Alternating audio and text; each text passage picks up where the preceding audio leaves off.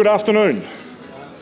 And Your Grace and Jacqueline and everyone at the Archdiocese, thank you very much for the invitation to be here this afternoon.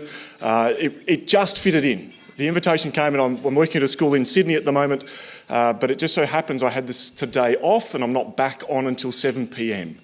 So there was a nice gap on the Year 12 retreat for me to be up here. So thank you very much for the invitation, and wonderful to reconnect, Your Grace, after so many years. We met when I was working in youth ministry. I still am, and you've upped the chain from auxiliary to Archbishop. So it's been a great journey. I am originally from Tasmania, and I do get home every now and then. But for today, by way of introduction, I simply wanted to start with that once upon a time, I did get to a point in my life where I was finally willing to die for something. The problem, though, was that I didn't realise it would nearly cost my life 11 times in the space of just 19 months. I studied mechanical engineering, I played AFL football, I played reserves with the Western Bulldogs in Collingwood, but I retired at the age of 19 after breaking my back in a tractor accident on Mum and Dad's farm. Broke my L5 and I don't know what the little butterfly bits are on the side of the vertebrae, but broke the bottom four off, and the spine slipped forward on the hip, so I was spondylolisthesis from the tractor accident. And the surgeon was fantastic. The back surgeon said, I can operate on this, that's not a problem. But I guarantee you in 10 years' time, you'll have chronic back pain and you'll regret the operation. Is there anything in your life other than football? I said, yeah, a few things. He said, good, retire. He said, the surgery to fix this is more dangerous than leaving it. My preference is you hang up your boots, you get on with life. And he was extremely good in then grabbing a blank notepad. And he interviewed me for 5 minutes, asking me some very pointed questions about what I was interested in life, what my passions were. And instead of sending me out of his office with a prescription, he compiled in 5 minutes a condensed life plan. What to do in the next few days in order to do this in 2 years' time, to do this in 15 years' time. And I was incredibly grateful. I actually walked out of his office excited for what was on that piece of paper instead of being upset that my footy career was now over. I put my head down and studied hard. I graduated from university with my degree, but was then in love with one particular outlier on that list of the life plan. It didn't fit in anywhere, and that was to be a missionary for 1 year. I grew up on Flinders Island. We didn't have daily mass. We didn't have Sunday Mass. We had monthly Mass. We had to save enough money to fly a priest in. In the meantime, we had 2 presentation sisters who would take us for Sunday school, and we would have a communion service. And that was life. My upbringing was very much outdoors. I'm part Irish, part German, and also part Indigenous. And I lived on Flinders Island and was very happy to be out in the bush. That is where I grew up. In fact, even with my engineering degree, my first computer, my first laptop I purchased after graduation. I think I was the only one of my friends who did not own one. And the walk I'm about to talk about, I did it without a mobile phone. I was always very happy to not have the electronic side with me. I just wanted to hit the mountains, hit the rivers, Flinders Island, out into the bays. That was life. But it was also where I prayed. And I genuinely did. As a youngster, I would spend a lot of time praying. And I wanted to do something at a missionary level. And in the end, instead of going to Africa to be an engineer, which is what I initially thought I would do, I decided to instead choose what was the most awkward missionary job I could find, which happened to be youth ministry. The reason I chose it, though, was that when I looked at the lifestyle that they did, it included daily mass. I had never been to a weekday mass. I didn't even know that it was different to the Sunday mass. I thought they were identical. So daily mass, they did morning and night prayer each day. They prayed a rosary each day, and I didn't do any of that. And I knew I needed the challenge because it wasn't a part of my life. And I was at a point where I recognised probably still had a long way to go. University probably shone a light on that. So I went away and did 1 year of youth mission work, loved it so much I stayed on for 5 years. In that space of time, though, I became very aware of the disunity of the church. Now, I was probably already aware of it at an academic level. I'm sure we did assignments on it at school. But there's nothing like actually being in the middle of it to suddenly care about it. I was sitting in on meetings where one after the other they would descend into playground fights. We had one recently in Launceston, and it was a plenary session. But genuinely, it got ugly.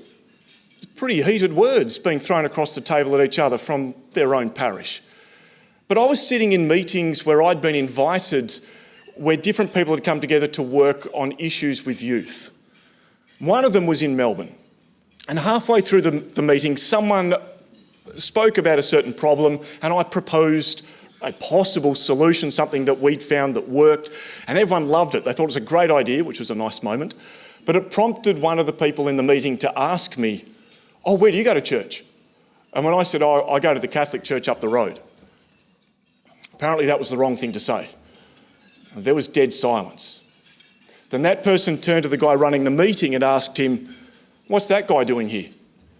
I thought this was going to be Christians today. Catholics don't believe in Jesus anymore. They aren't Christian." They had a quick conversation, and then the person running the meeting leant forward, apologised to me and asked me to leave. And they waited in silence until I had packed up and left that meeting. The next meeting I went to a different group of people working on a different project. This time, halfway through the meeting, someone else said something that everyone else disagreed with, and all of a sudden, I think it was a Baptist and a Pentecostal, began throwing their Bibles across the table at each other, sliding them across the table, saying, "Check that out," trying to prove each other wrong, both of them asking me to back them up because they knew me personally and considered me to be Christian. So they wanted me to back them up. And this kept happening. Now, I've got to be clear about this. They weren't being superficial. The issues they had were based on very real circumstances, things that had happened in history, whether it was last year or 500 years ago. They were aware of the issues, and they very much weren't happy that these people were in the room. What are you doing here? And sorry to pick on you. So Peter and Jeremy in the front here, can we assume here for 1 second that Jeremy steals Peter's wife? Okay, yep, so Peter, straight away, you've got the fists up, you're ready, the deacon's ready to fight. It would be preposterous of me to step in between these two men the day that happens and say, guys, come on. You both like the same woman, you should just be nice to each other. But that was what was happening. Because a lot of the time, the issues that these people had were very real, whether at a truth level, at what's been taught, or at a love level. The hurt, the pain. And simply to say, "Oh, you believe in God, you should just be nice to each other," if anything, made people even more angry. It's just a ridiculous thing to say. So because of my engineering background, I wanted to fix it. Well, the more I thought about it, the more I tried to engage in debate, the more resigned I became to my degrees engineering and AFL. I can't help. In fact, if you've ever played Monopoly, I wouldn't recommend it. I, one day before Mass, prayed my get out of jail for free type prayer, which was, "Dear God, I'd love to help you, but I'm sorry, you're on your own. There's nothing I can do to help this." But it was funny, in the silence that followed, in my heart, I genuinely felt as though God was saying, "Sam, you're right, you can't fix this, but I can. Pray. Pray for unity." Now, as simple as that might sound, I wasn't doing that. I was engaging in debate. I was looking into apologetics. I was actually strengthening my own faith, but if anything, I was just making arguments bigger. So I began to pray for unity. In time, invited some friends to pray for unity. And one by one, the majority refused. They just say, "No, I'm not praying for unity. We'll be united when Jeremy apologises." And Jeremy's saying, no, it's actually Deacon Peter's fault. It was horrible to her. There was always some sort of reason why it was the other person's fault. Well, that just made me more and more sad. that I couldn't even invite Christians to pray for each other. Everyone knew why they stood where they stood, and I understand that, but a reluctance to even pray for the enemy, for the very people they thought were the problem in the church. And my upbringing, as I said, was very much outdoors. That is where I currently live. I live on the side of that mountain at the top of that small paddock, halfway up Mount Roland. I'd always grown up outdoors, and I prayed while doing long walks. Even when I lived in Melbourne, I dropped my Land Rover off at Mitcham one day and I looked at the map and thought, it's 11 kilometres to work. I've got time, I'll walk to work this morning and just pray as I go. Just prayed a rosary as I walked 11 kilometres to Burwood from Mitcham. I was always doing that. Because of my upbringing, I one day was looking at a world map and I was envisaging what it would be like to walk around the world, just looking at the map thinking, that'd be awesome. And then that sadness kicked back in of what I was experiencing in that moment, of working full-time as a Catholic youth minister, working with teenagers, and again being so angry, so frustrated that there were different groups with the same missionary objective who refused to work with each other. They would do their own fundraising for the exact same people and wishing it was better. And I thought, how great would it be to sell everything that I own? My faith hero growing up was St. Francis of Assisi. And I was always particularly enamoured with how much he loved God. And I felt always awkward when I looked at his life, that my life was so far from how much he was able to sacrifice for God. Looking at the world map, I thought, this is it. I'm so angry at what I'm seeing. I'm so sad about it. I want to sell everything I own, so I sold my Land Rover Discovery and I did a year and a half's worth of planning. I did the planning first, then sold the Land Rover. And I then settled on this particular journey. So the red line is where I ended up walking. So as you can see, I did not walk the whole way around the world. It's not all a red line. It's just a very long way. The blue line on the right is the Amazon River. That was 3 days sitting on a small boat with some locals. The engine broke down. We floated downstream for a bit, fixed that, and on we went. But from João Pessoa, the easternmost point of Brazil, up to Edmonton in Canada took just over 1 year. Now, how far I walked each day was dictated by how far away the next town was. My support crew stayed in Australia. They had families and jobs they had to stay here for. So I landed there by myself and their communication was via email. I didn't have a mobile phone, so I had to find internet access on someone's computer at least once a week to get their updates. And usually their updates were 1 day too late. Thank you very much for telling me that yesterday I was a bit struck by a thunderstorm. Great information. So I'm there by myself, and that meant I had to walk between 30 and 55 kilometres a day on average. So I averaged a marathon a day, but walking. And it still took over 1 year to make it up to Edmonton. From there, I flew across the Bering Strait into Vladivostok, and I took the train through Siberia.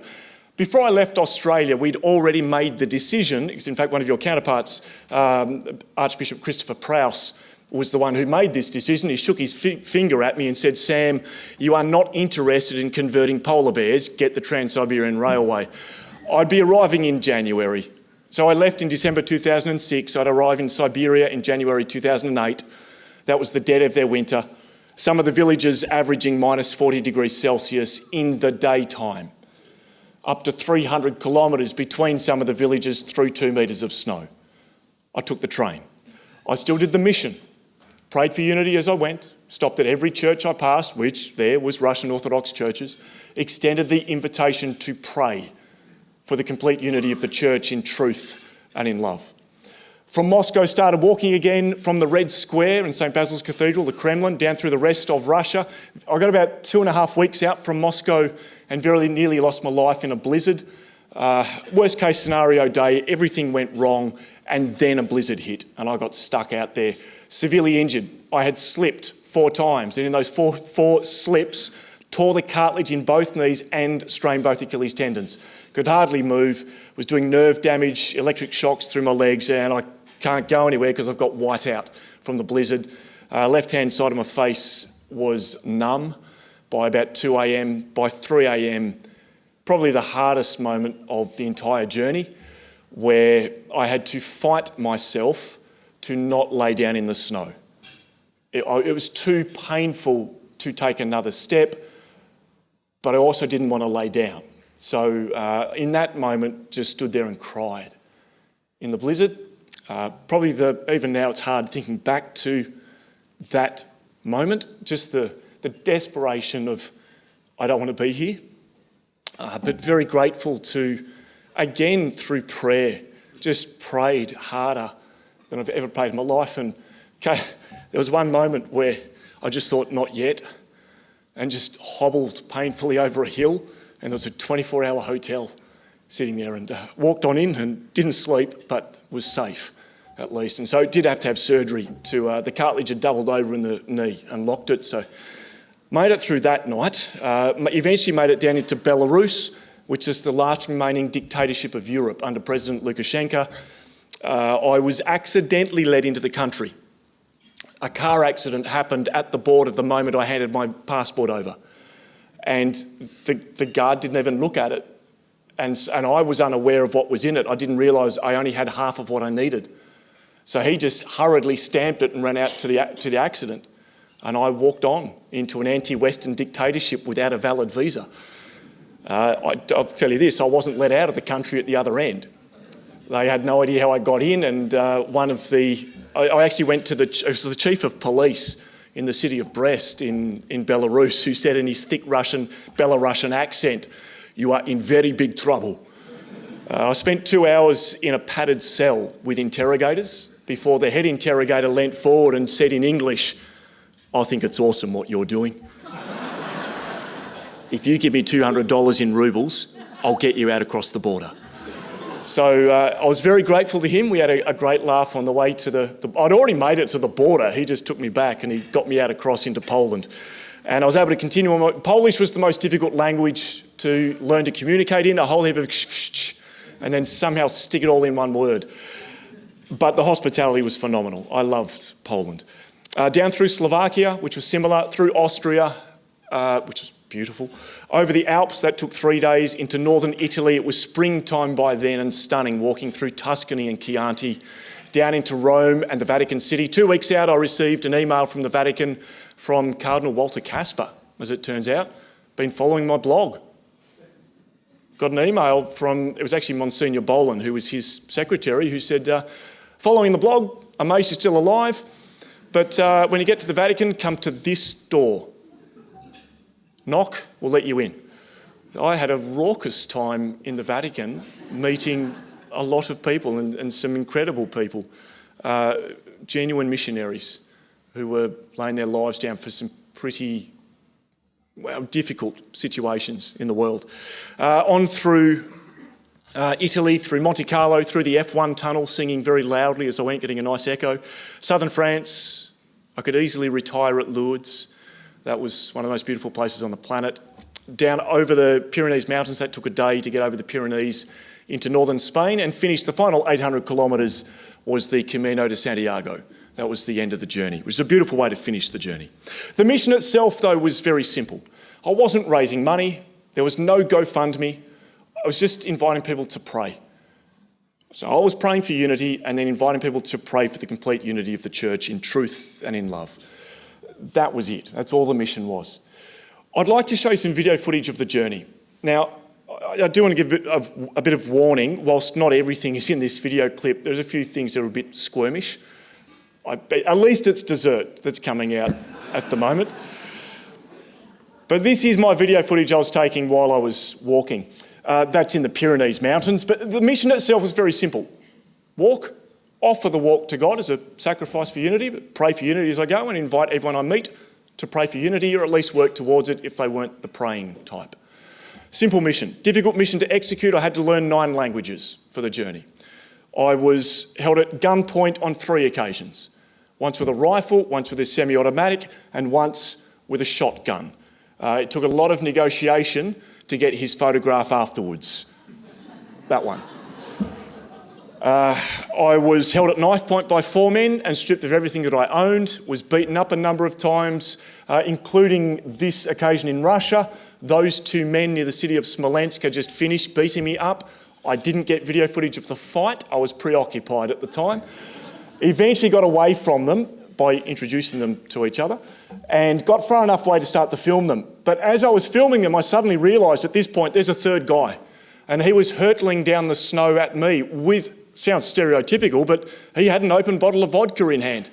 And he was running straight at me, trying not to spill the vodka as he ran at me to join in the fight. So I had turned and was getting out of there as quickly as I could. I also woke up twice in the middle of the night, Brazil and Honduras, with a man in my room. And on both occasions, they weren't robbing me. I actually woke up with their hand on me and them trying to get into bed with me. I had to fight them off in a pitch black room. Extremely scary. I came home with post-traumatic stress disorder as a result. That took a lot of time to get through. I also came face to face with a lot of dangerous animals. I was stung on my back by a scorpion. That stopped my heart beating multiple times over a half-an-hour period. That's a coyote in North America. That tarantula died about 10 seconds later while still filming it. A truck drove past and pancaked it. So not everything was an issue. I did come face to face with a puma though in South America. We had a standoff for about 5 minutes, 2 metres apart from each other. I walked underneath a jaguar in a tree at one point as well. I walked through temperatures ranging from 47 degrees Celsius down to minus 33. I was hospitalised quite a few times as well, became very acquainted with different medical systems around the world. I had salmonella poisoning, typhoid fever, food poisoning 4 times. I dislodged my pelvic bone in Mexico and I trod in a hole. That had to be put back in very carefully. Tore the cartilage in both knees, had the heart arrhythmia at one point, and I cut my big toe. Now, that could sound like the least of my worries, but it's pretty obvious here. I'm walking 30 to 55 kilometres a day through the heat and humidity of the tropics. It's not healing. Now, it's my own fault. Stop walking would help. I didn't, and it turned itself inside out. It had to be operated on, and it was operated on in Panama in Central America. It just so happens the doctor was a daily mass goer. He refused payment. It was his contribution to the mission. I was able to walk on. But while crossing through the United States of America, 8 or 9 months later, it split for a second time and had to be operated on again. This was not bush medicine. This was St. Vincent's Hospital in the city of Billings in Montana. But the doctors had a meeting at the end of my bed and then turned to me and asked, "So Sam, what's your pain threshold like?" I said, "It's pretty average." "Why?" And they said, "Well, we're really sorry, but you've got a bad infection. We think it might be a staph infection. There isn't enough blood circulation for the anaesthetic to distribute, and you can't afford a general anaesthetic here. We're going to operate, but we need you to grit your teeth and don't flinch. We're not going to use anaesthetic." My younger brother, Chris, had just flown in from Tasmania to join me for a month's worth of walking. He has a degree in nursing, but works up on the Sunshine Coast as a professional mountain bike track designer and builder. He now creates the injuries. He didn't care about me. He wanted to see what happens when you operate without anaesthetic. With the doctor's permission, he sat in on the surgery. He's the one filming. He sat in interviewing the doctor. They had their medical speak going back and forwards while the doctor grabbed pliers, cut the big toenail in half down to the bed, ripped half the nail out. It snapped. She had to go back, get the bits embedded under the skin, rip those out, grabbed a scalpel in one single swipe, went bang, took part of the toe off, put a heap of disinfectant on it and a tight bandage, all while Chris continued filming. And at one point, the only 2 things on the hospital bed was the back of my heel and the back of my head. Everything else was up off the bed, and at that point, Chris stopped his interview, grinned at me, and just said, "Suck it in, you big sook," and continued to ask his questions of the doctor. So it was a very simple mission, but a very difficult mission to execute. And that's not the worst of it. I want to push the envelope a little bit so you understand this was not a Sunday walk along the river. But there are some things that just don't need to be said. We are talking about murder, we're talking about child abuse, we're talking about the worst of humanity. And the things that gave me nightmares for years. In fact, when I got back from the journey, I didn't sleep through a single night for the first 6 months. I would wake up usually 3 to 5 times a night from violent nightmares in a lather of sweat. I'd have to change the sheets in my bed, have a cold shower, try to get back to sleep for another half an hour. The record was 10 separate sheet changes in one single night. There's not much sleep going on. And then I'm supposed to be normal at work the next day. And having people ask me legitimately, and I understand it, but they'd run up and go, oh, I heard you did this walk. What was your favourite country? Don't know, go and ask a returned serviceman what their favourite part of Afghanistan was. I didn't know how to answer the question. A lot's changed. I'm actually comfortable with all of it now. By the grace of God, a lot has changed. First thing is my older sister Sophie is a clinical psychologist, and for the first time in a long time she was nice to her younger brother. Gave me some really good tools. Second thing was where I worked, the guy that built the building happened to be practicing Catholic, and what looked like a cupboard you opened up was the most incredible chapel. It wasn't used much. I'm not sure if I was allowed to eat in there, but I didn't want to talk to people at lunchtime. I sat in the chapel all the time and ate my lunch. As a consequence, I prayed a lot. That actually helped me to learn to love people again. Because I didn't lose my faith in God, I lost my faith in humanity. I learned to love people again. And the third thing was I was asked to write the book of the journey by Garrett Publishing. I said no. Don't want to think about it. They persisted, and in the end I started writing, went back through my journal, my blog, my video footage, and an amazing thing happened. The more I wrote, the more I realised how much I'd forgotten. I'd forgotten the amazing moments, and they outnumbered quite vastly the bad stuff. And by the time I finished the book, which is down in the bottom corner there, I actually finished grateful for the journey, for all of it. I changed significantly, and I'm so grateful to God for the change that only that sort of suffering can bring. I'm really grateful for it. Wasn't at the time. There were plenty of times, like Russia that night, where I didn't want to be there. It's hard to even think about it now. But I'm really grateful for the experience and I guess the fruit that's born from perseverance and not giving up, but also the reliance on God and the reliance on others, becoming less and less self-dependent was amazing. By the time I made it to Spain, I'd lost 14 kilograms. I've put 13 back on.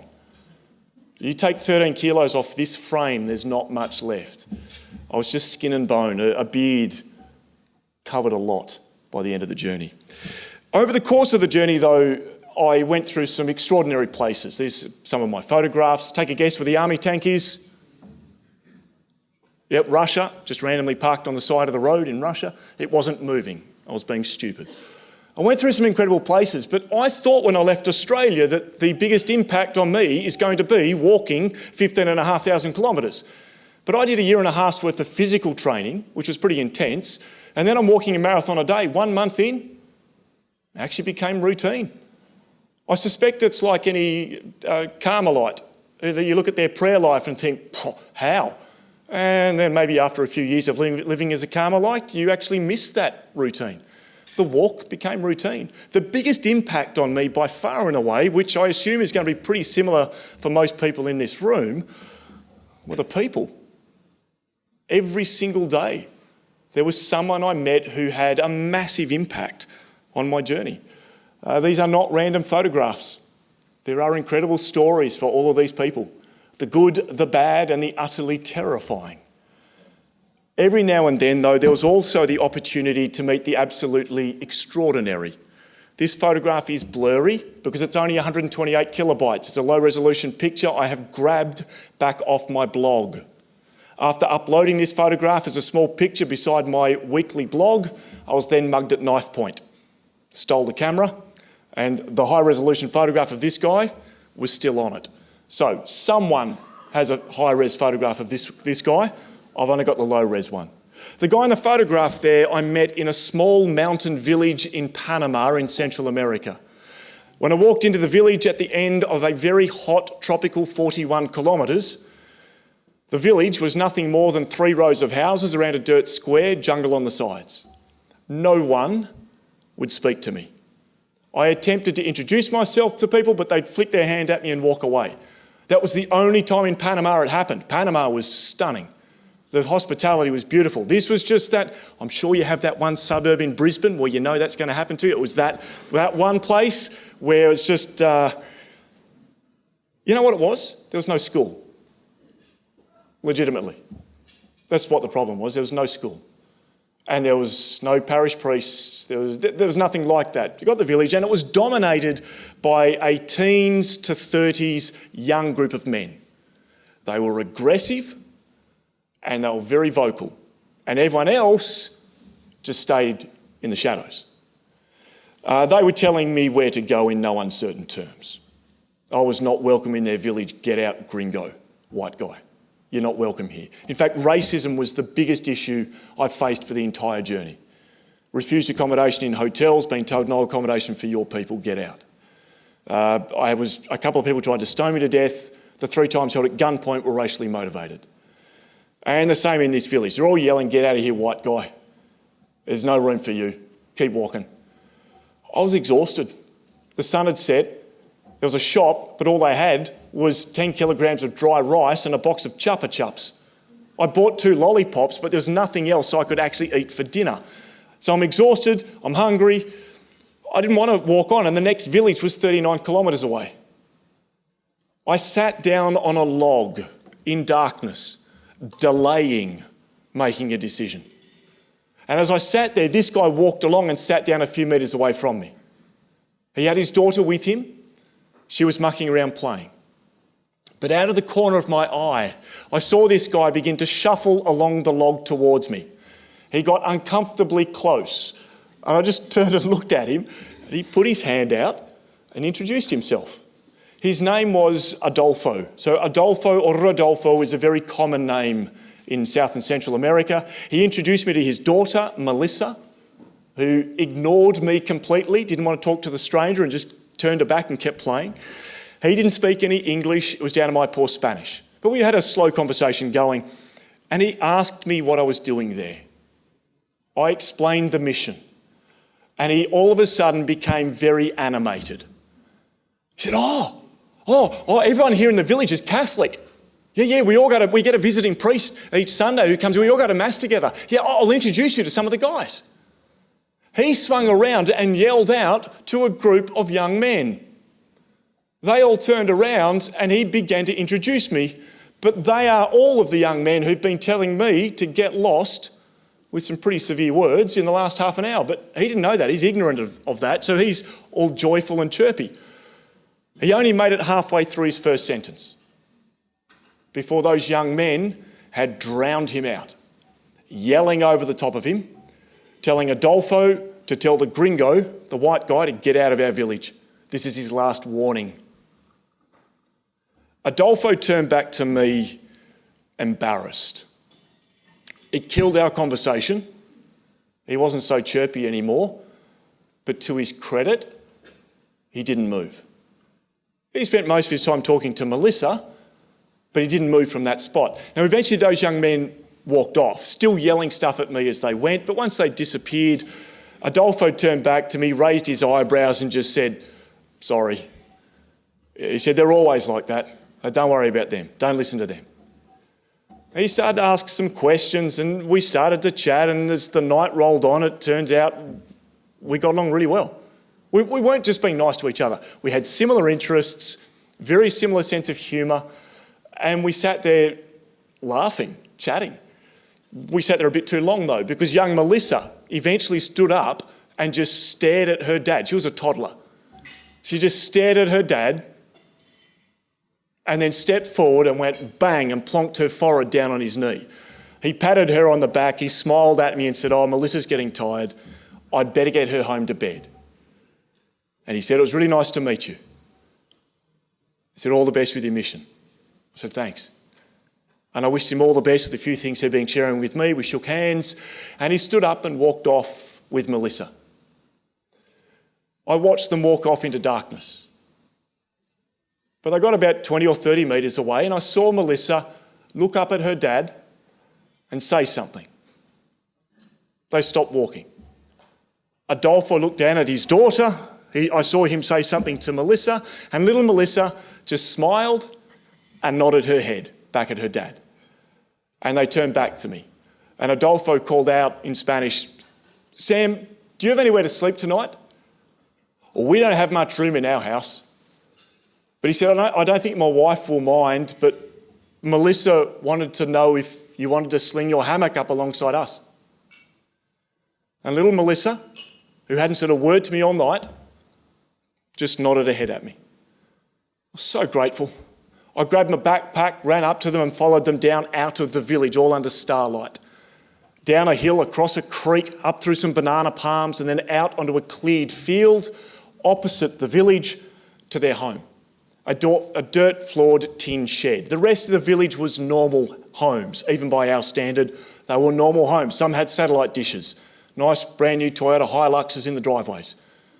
This is a dirt-floored tin shed, no running water, no stagnant water, no door across that doorway. They couldn't keep the jaguars, pumas, coyotes, boa constrictors, scorpions out at night time.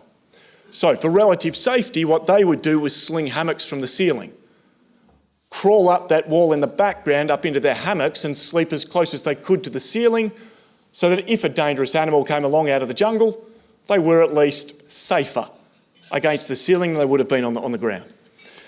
Very basic existence. When we arrived there, pitch black, no candles, no electricity. I had a torch.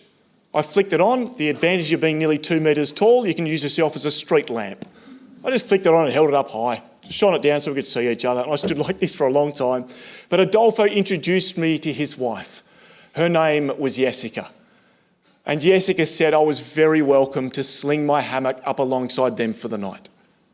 But as we stepped into the hut after introductions, Adolfo turned back to me and very quietly, he inquired, "Have you eaten yet? Are you hungry? Do you need anything to eat?" There's no food in that house. There's no fridge, no pantry, no cupboard, no shelves, no drawers. I actually flashed my torch in both directions and it's an empty shed. But in that moment, I figured, well, he's not going to offer if he doesn't have anything. So the fact that he's offered suggests he has something. Maybe there's a mango tree around the back, fully laden. So I just said to him in reply, well, look, I realise you don't have much, but no, I haven't eaten yet. Anything you've got to be great, please. But I don't need much. And Adolfo just said to me, "Oh, wait here a minute."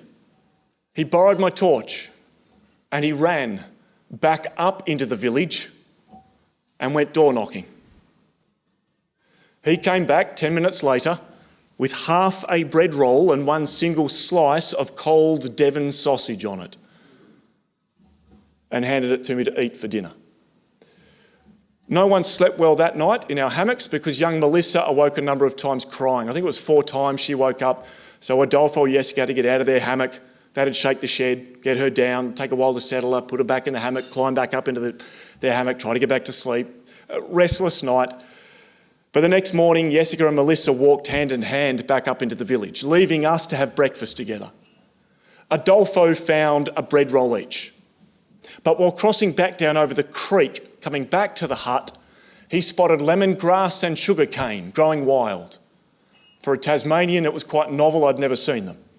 He picked them and with his pocket knife, he shredded them up into a pot of water and boiled up over a little campfire what is to date the single best lemongrass tea I've ever had. And we sat on those 2 benches there with our lemongrass tea and our bread roll. That's when that photograph was taken.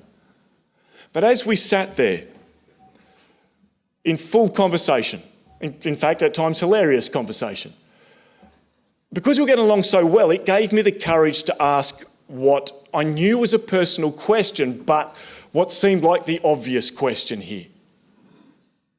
And I said to him at one point, "Adolfo, what's it like for you and your family living like this here in Panama?"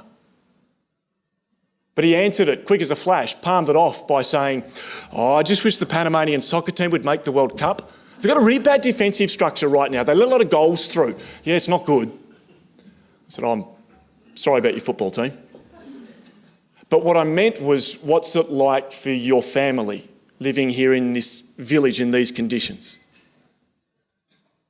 Quick as a flash, he responded with a similar answer. And at that point, I thought, okay, I don't think he's misunderstood me. My Spanish wasn't that bad. I think he knows exactly what I'm asking. He doesn't want to talk about it. Fair enough. Change the subject. So quickly rolled the conversation on by asking him, So, what are Jessica and Melissa up to today? It was just the only thing I could think of to say. As soon as I asked him what are Jessica and Melissa up to today, he fell silent.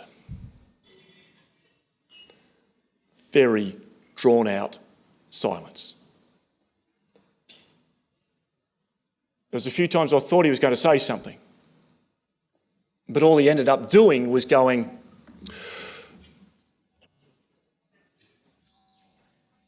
and nothing had come out. At least from my perspective, it looked as though he was filtering everything he thought to say in response. And in the end, without saying a word, he just lowered his gaze to his feet. And while staring at his feet, I then noticed his shoulders were beginning to go up and down. And I then watched as tears dripped down off his nose into the dust. And when he eventually looked back up at me with tears still in his eyes, he said, "Sam, tomorrow morning, I'm leaving my wife and daughter." He said, "You know, last night in the village how no one would say hello to you. It's not because you're a gringo, a white guy.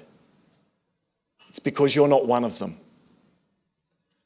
And in this village, if you're not one of them, well, you're never one of them." He said, "I wasn't born here. I moved here 6 months ago with Jessica because her parents are an elderly couple here and they are struggling. We moved here to help them." He said, "Everyone in the village will talk to Jessica, but you're the first person to speak to me in 6 months since we moved here." He said, "I'm so lonely. I got no one to hang out with." He said, "I don't even know how my own family is. We don't have any way to communicate. I miss my mates back home." He said, "I keep trying to find work, but there's just no jobs going up here in the mountains. We get work occasionally, but most of the time we've got to beg for our food." He said, "The only people I can beg from, though, are Jessica's parents. And they are struggling. They don't have enough food for themselves, let alone for us as well." But he said, "That's where I got the bread rolls from Jessica's parents." He paused for a moment, and then I didn't know what to say. I was sitting there in silence. But he then continued by saying, "Sam, when I went there last night to get you your dinner, the half-bread roll with the slice of sausage on it, I was actually asking my parents-in-law for 4 bread rolls because we hadn't had dinner either. Well, they only had half a bread roll left. So that's the one Jessica and I gave to you. It was pointless trying to split it." He said, "We didn't eat last night. We didn't get lunch yesterday either. We only had breakfast."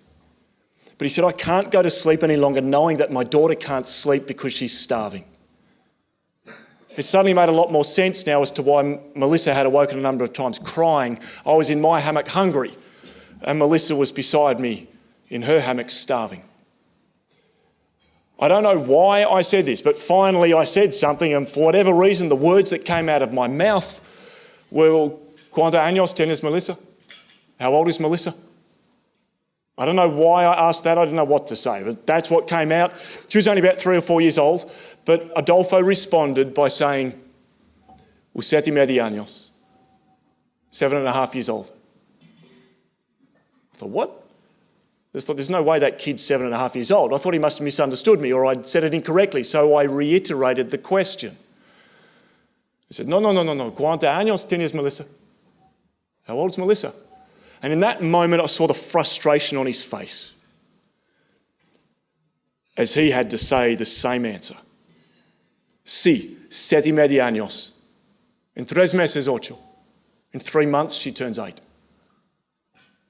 Her growth was stunted. She hadn't eaten properly in a long time. She wasn't growing. And I remember Adolfo in that moment saying, "Sam, I love them, but I can't live like this. And I can't continue to watch them live like this." Yesterday, I spent the last of our money.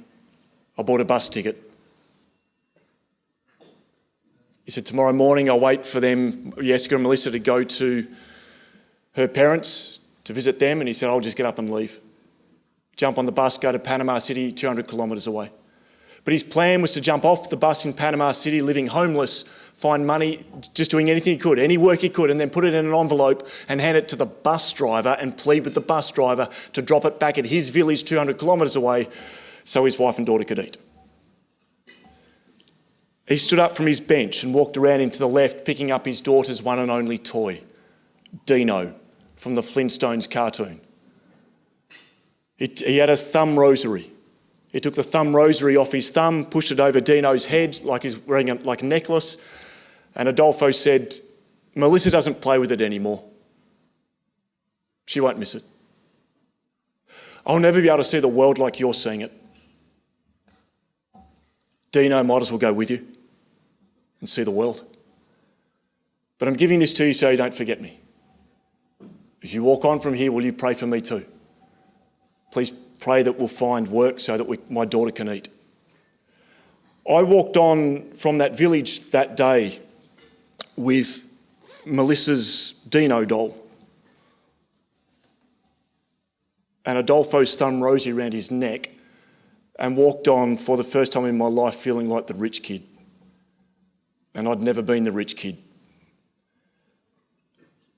But as I walked on, I also realised I was passing an Adolfo every single day. I guarantee you there are Adolfos sitting in this room right now. And it had very little to do with how much income someone had. It had everything to do with how much family someone had.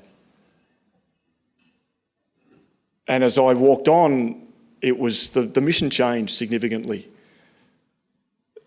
in that it wasn't just inviting people to pray for unity and truth and in love, but trying to find the Adolfos every single day.